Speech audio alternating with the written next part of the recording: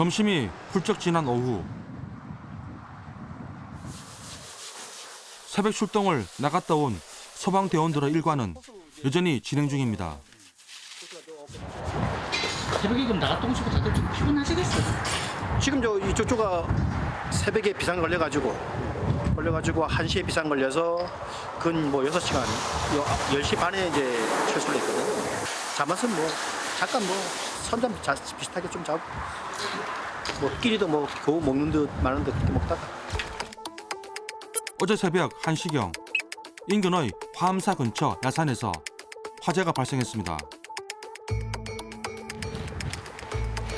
갑작스러운 불도 불이지만 강추위로 소방 호수가 모두 얼어붙을 정도였습니다.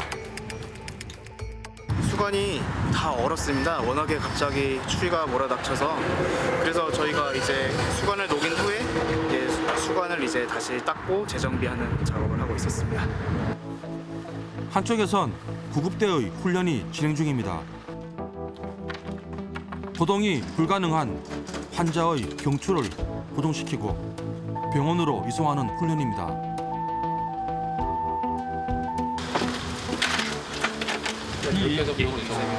이렇게 되면 병원에 와서 인계하는 절차까지인 거죠? 네. 이 모든 훈련을 진두지휘하는 김병영 소방경은 비상 발전기인데 올해로 소방 경력 25년 차입니다. 김 소방경은 특히 지난 4월을 잊을 수 없습니다. 네, 오늘 오후 강원도 인제군 야산에서 발생한 산불이 강풍을 타고 계속해서 번지고 있습니다. 강원도 산불이 인제, 고성, 속초 이어 강릉, 동해시로까지 확산했습니다. 2019년 4월 4일 강원 인제군과 고성군에서 시작돼 속초, 강릉, 동해로까지 번진 불은 1,200여 명의 이재민과 1,300억 원대의 재산 피해를 낸 국가적 재난이었습니다. 당시 김병영 소방경도 현장에 투입됐습니다. 여기 경동대가 있습니다. 도성에 경동대가 있는데 그 경동대에 그 지수를 차리고 그 소화전을 연결해서 그쪽이 뚫히면 천진 시내가 이제 불이 연소 확대되는 그런 길목이 있었거든요. 그런 측면에서 방어라든지 경계라든지 그런 거에 대한 모두가 한마음으로 일사불란하게 진화 작업을 펼친 결과 역사상 최악의 산불로 기록될 뻔한 강원 동해안 산불은 빠른 시간에 진화할 수 있었습니다.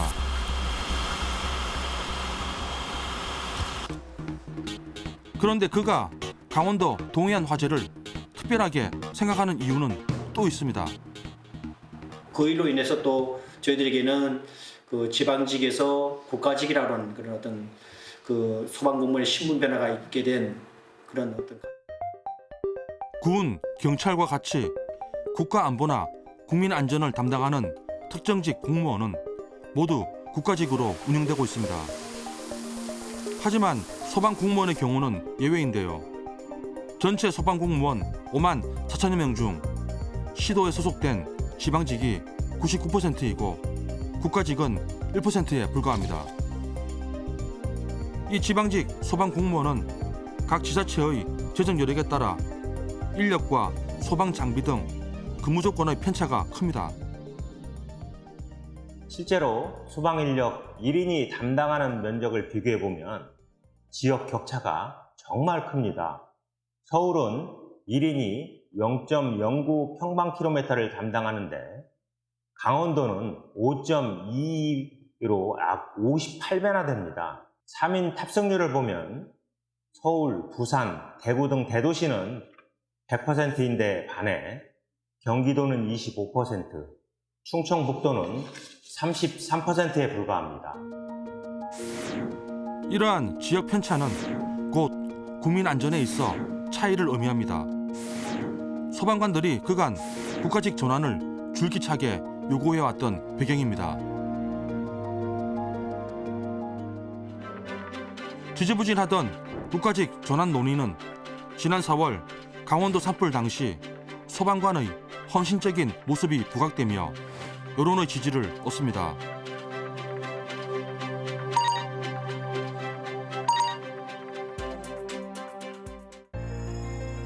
하나된 국민의 요청은 국회를 움직입니다. 지난해 11월 본회의를 열고 소방관의 국가직화 관련 6개 법률안 등을 처리한 것. 저희 소방공무원들이 그간 바라던 지방직에서 국가 소방공무원이 되는 법안이 통과된 것, 예, 상당히 기쁜 날이 된 것 같습니다. 그때 소감도 남다르실 것 같은데 어떠세요? 또 이렇게 많이 관심을 가져주니까 한편 또 뿌듯하고 또 더 열심히 또 일해야 되겠다는 그런 안전에 대한 생각이 더 많이 강해졌습니다. 이에 따라 올해 4월부터 1973년 이래 이원화돼 있던 소방관 신분은 국가 공무원으로 일원화되는데요.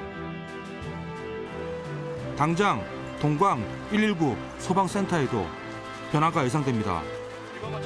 김 소방경이 가장 기대하는 건 인력 충원입니다. 현재 센터 내 근무 인원은 몇 분 정도 되십니까? 1근무요 6명이 됩니다.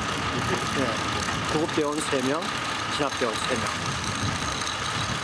근무하시면서 애로사항이랄까 이런 것들이 좀 대여상은 인원이 이제 한 3명이 정해지다 보니까 교육이나 훈련, 출장 뭐 이렇게 빠졌을 때는 최소 인원이 없다 보니까 근무 대체로 인해서 조금 자기 근무 시간이 아니고 들어오다 보니까 이제 체력적인 어떤 그 피곤함이 쌓이는 경우가 많이 종종 발생하죠. 올해 4월 소방 공무원이 국가직으로 전환되면 이런 일은 줄어들 걸로 기대가 됩니다. 또 소방특별 회계를 법정화해 소방 차량과 개인보호 장비 예산을 안정적으로 확보할 수도 있습니다. 소방 차량만 해도 이제 강원도 같은 경우에는 최근에 많은 장비들이 들어와서 보완됐지만 또 좀 저희들이 원하는 장비 쪽 측면에 봤을 때는 아직까지도 많이 부족하다고 많이 생각합니다. 그래서 그 인력과 장비 이런 어떤 그런 측면에서는 공이 아마 국가직이 되면 더 좋게 또 신속하게 또 많은 그 기대감에 부응할 수 있게끔 그렇게 적절하게 배치될 수 있더라고 생각이 듭니다. 그간 지역 재정 여건에 따라 제각각이었던 소방 인력, 장비의 격차가 국가직 전환으로 해소가 되는 건데요. 이 말은 곧 우리 국민이라면 어디에 거주하든 편차 없이 안전한 소방 서비스를 받게 된다는 것입니다. 2020년은 2019년보다 더 안전하고 국민들이 행복할 수 있는 한 해가 되었으면 좋겠습니다. 만약에 저희가 그런 사고가 나더라도 뭐 불이 됐든 재난이 됐든 저희가 언제나 능동적으로 우리처럼 잘 대처할 수 있었으면 좋겠습니다. 힘차게 시동을 건 2020년. 아무쪼록 올 한 해는 소방관들이 눈물 대신 웃음 지을 수 있는 그런 해가 되기를 바랍니다.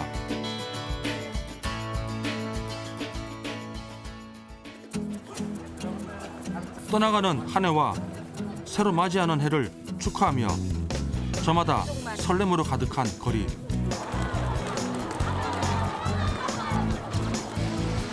하지만 종경 씨에겐 꼭 그렇지만은 않습니다. 야 이거 패드 발바닥 보호 패드? 뭐냐면은 너 막 행군하잖아. 그러면은 이런 이 전투화 같은 거 보면은 여기 발 부분이 껍질이 까여요. 이런 거를 붙이고 행군을 하면은 발이 좀 덜 다쳐. 아, 나 완전 필요한 건데 그러면? 이런 거 하나 사주면 돼. 근데 이거는 발바닥, 이건 발 뒤꿈치. 발바닥 발뒤꿈치. 이건 발 뒤꿈치에 붙이는 거, 이건 발바닥에 붙이는 거. 이렇게. 와, 신기하네. 범상치 않은 복장 차림의 주호 씨는 2018년 9월 전역한 친한 선배. 이날 자파점 투어의 자문 역할을 맡았습니다. 보급으로 위장 크림을 주긴 하는데 그건 좀 뭐라 해야지 피부에 안 좋은 느낌이 많이 든다고 해야 되나. 그래가지고 이왕이면 이런 브랜드에서 파는 위장 크림을 사는 게 더 괜찮더라고. 그럼 사가야겠다. 이거는 가져갈 수 있는 거예요? 네, 이거는 종경 씨는 올해 3월 군 입대를 앞두고 있습니다. 이날은 미리 마음의 준비도 할 겸 군 생활에서 필요한 물품을 구경 나왔는데요. 그런데 주호 씨는 아까부터 무언가를 찾는 눈치입니다. 근데 시계가 없는데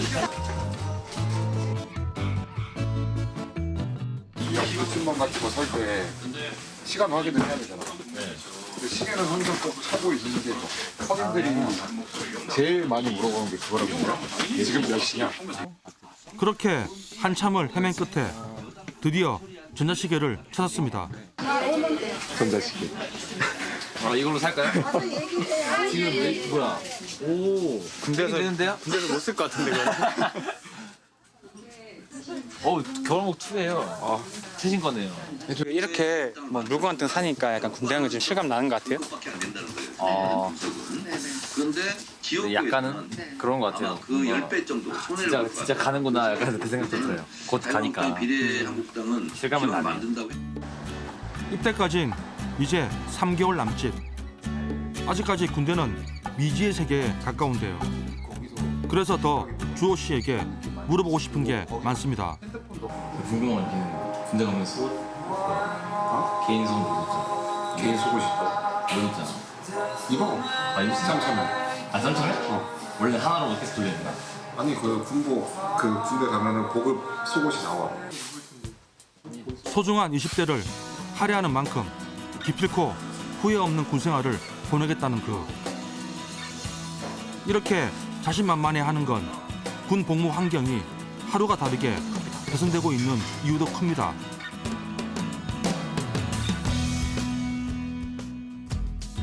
대표적으로 지난해 2월부터 평일 일과 시간 이후 부대 밖 외출이 허용됐고요. 휴대전화 사용도 허락됐습니다. 생각할 시간을 주면 사고 친다며 여유를 허락하지 않았던 이전과는 크게 달라진 모습입니다. 핸드폰을 통해서 그 동영상 강의도 보고 하면서 중국어 공부를 계속하고 있습니다. 종경 씨가 올해 입대를 하며 가장 기대를 하는 건 식단입니다.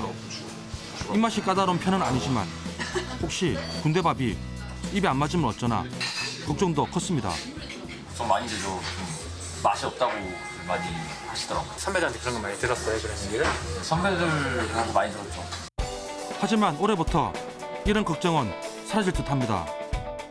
찹쌀탕수육, 꼬막, 바다장어, 샤인머스켓 등 시중 인기 메뉴 30여 품목이 장병들의 식탁에 선보일 예정이고요. 장병들이 선호하지 않거나 자주 나오는 30여 개 품목은 양이 줄어듭니다. 신세대 장병들의 급식 선호도를 반영한 겁니다. 좋죠. 일단은 근데 먹는 게 일단 맛있어야 훈련하는 데도 도움이 많이 될 거고 되게 좋은 소식이네요. 엄청. 샤인머스켓이 뭐지? 나 처음 들어보네. 포도인데 참포도인데 다른 과일들보다 당도가 약 20배 높은 되게 크고 단단한 포도인데 다른 포도가 5,000원이라고 하면 샤인머스켓은 한 12,000원? 막 그 정도 같아요. 당은 안 무조건이네. 그럼 되게 비싼 음식. 또 각 부대별로 매월 하루를 삼겹살 데이로 정해 삼겹살도 양껏 먹을 수 있습니다. 지금까지 삼겹살 등의 별식은 추석 같은 명절이나 큰 훈련을 마친 주에만 제공돼 쉽게 먹을 수 없는 음식이라는 인식이 강했습니다. 벌써부터 군침이 넘어가는 소리가 들리는 듯 하죠. 소식은 또 있습니다. 올해 입대하는 모든 병사들에게 한겨울 혹한기를 날 동계 패딩이 지급 결정된 것. 너무 좋죠. 혹독한 추위를 견뎌야 하는 병사들에게 이보다 더 기쁜 소식이 있을까요? 저는 겨울 패딩은 아이고야 좋아졌다.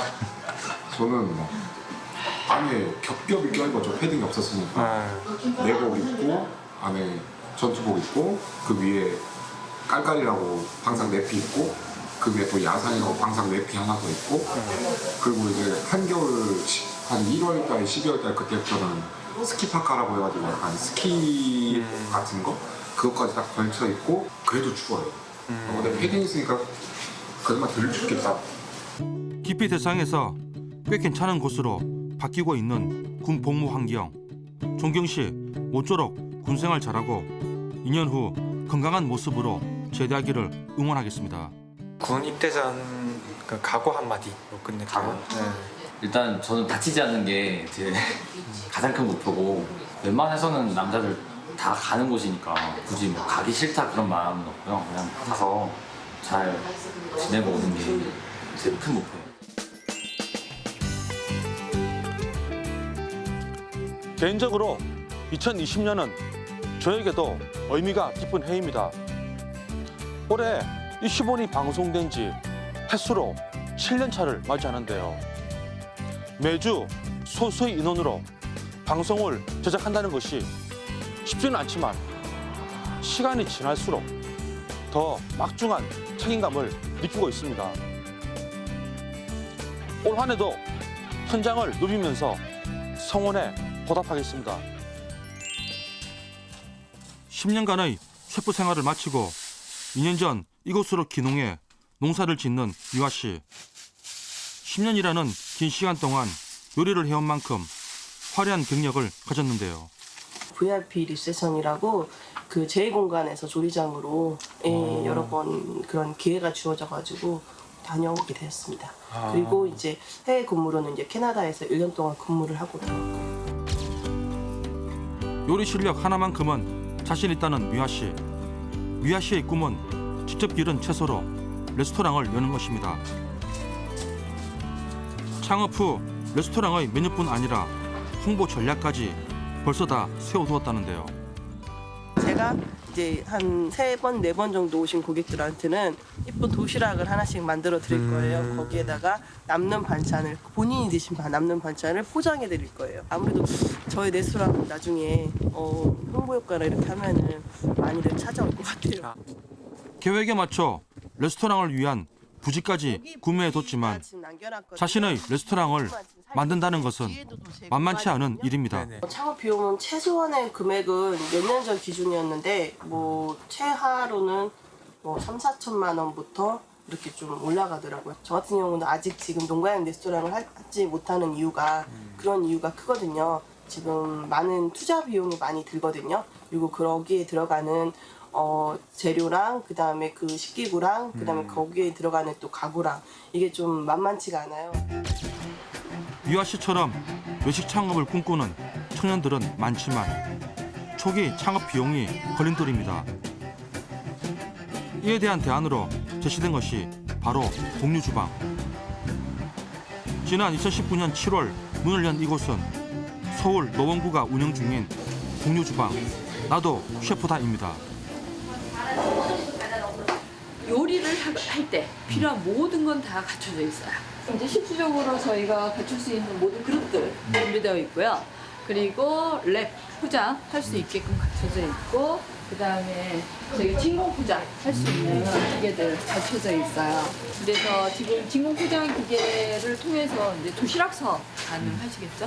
네. 여기서 그러니까 음식을 만들어서 포장까지 해서 딱 판매까지 할 수 네, 있죠. 판매까지 할 수 있는. 세계팀 약 30명의 팀원들이 날짜별로 주방을 함께 사용하고 있었는데요. 실제로 우리가 방문한 날에도 케이터링 팀이 주방을 사용하고 있었습니다. 지금 요리하시는 건 어떤 거 하시는 거예요? 이제 그 마을 사람들이요 모여서 워크숍을 하는데 저녁 식사를 하신대요. 근데 요거 국하고 요거 이제 2가지 따뜻한 거는 이제 스티로폼에다가 이렇게 넣어서 가져다 드리면은 거기는 이제 마침 또 밥솥이랑 다 냉동에 있는 데라서 이렇게 가져다 드려도 그걸 한번 데펴서 드시면 되거든요. 근데 그렇지 않은 경우는 저희가 다 이제 스티로폼 포장해서 가져요. 그간 마땅한 주방 공간이 없어서 외식 사업을 시작하기 어려웠다는 케이터링 팀. 공유 주방을 통해 초기 비용을 절감할 수 있었습니다. 저희가 이제 주방을 하나 차리려면 최소한 그냥 공간을 임대하는 거 외에도 장비 같은 거가 한 3천만 원에서 5천만 원 정도까지는 들어가야지 주방이 차려지거든요. 여기서 거의 대부분은 갖춰져 있어요. 뭐 하다못해 냄비, 후라이팬 이런 것까지 다 갖춰져 있고 저희는 저희가 필요한 것만 딱 들고 들어온 거거든요. 그리고 비용 절감이 가장 크고요, 일단은. 올해부터 외식 창업을 꿈꾸는 청년들을 위한 공유 주방이 문을 엽니다. 이 기쁜 소식을 미아 씨에게도 알렸는데요. 어떻게 보면은 가장 필요한 비용이나 그다음에 이런 시설이랑 그다음에 이런 공간이 부족하잖아요. 좋은 주제라고 생각하는데 그게 이제 좀 큰 도시만 아니라 시군에도 같이 좀 그렇게 좀 활성화가 됐으면 좋겠고요. 만약에 그런 기회가 주어진다면 저도 꼭 한번 참여를 해보고 싶고 거기서 좀 활동을 해보고 싶습니다. 만약 유아 씨가 공유 주방을 사용한다면 조리 도구와 같은 기자 재비를 아낄 수 있어 창업하겠다는 유아 씨의 꿈도 더 빨리 이루어질 수 있습니다. 자신의 꿈에 한 발짝 더 다가선 유아 씨의 성공을 기원합니다. 마지막으로 만나볼 주인공은 2020년 인생의 중대 결심을 앞둔 이들입니다. 안녕하세요. 깼어요? 네, 일어났어요.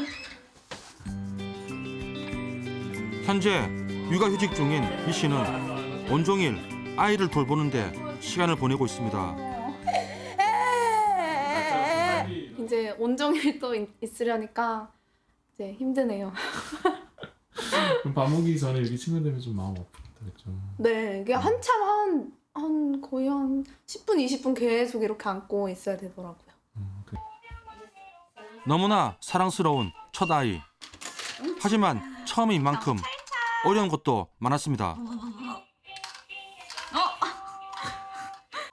잘할 수 있을까 자신이 없어서 떨린 것도 있고 한 번도 해보지 않은 거라서 많이 떨리더라고요.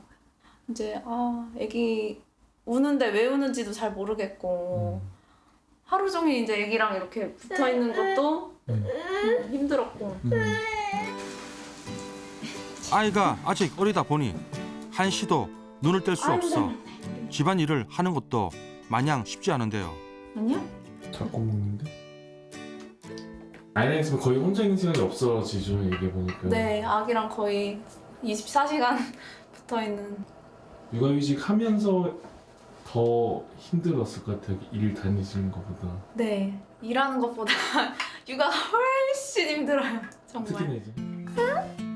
누구야? 드디어 기다리던 남편의 퇴근. 이거 안녕. 안녕하세요. 네, 안녕하세요.